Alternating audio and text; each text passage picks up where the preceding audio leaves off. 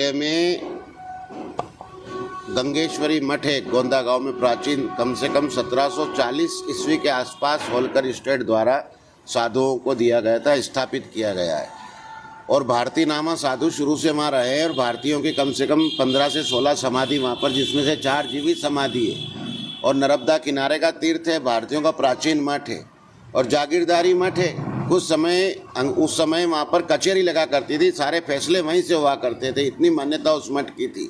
उस मठ की जमीन को देखकर कुछ वहाँ पर असामाजिक तत्वों ने कब्जा करने का स्थानीय प्रशासन और एसडीएम के माध्यम से कोशिश करा और उस समिति में, जो कि पूर्ण अवैध है, उस समिति के बायलॉज में लिखा हुआ है कि यहाँ पर नियंग साधु ही इस समिति के सदस्य हो सकेंगे।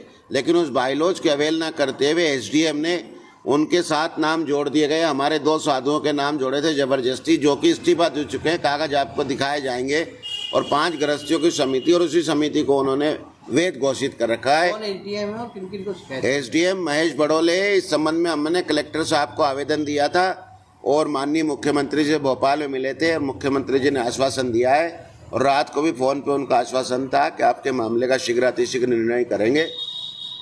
और अभी भी उम्मीद है कि शीघ्र ही न्याय के पक्ष में माननीय मुख्यमंत्री निर्णय करेंगे। यदि न्याय नहीं होता है तो आगे क्या रणनीति रहेगी? आगे फिर हमारे अखाड़े की बैठक होगी। माननीय हरिगिर जी, जो हमारे मुख्य संरक्षक है जूना अखाड़े के, उनके दिशा निर्देश में मठ को बचाने के लिए जो भी संभव होगा नागा साधुओं से सब कुछ करेंगे।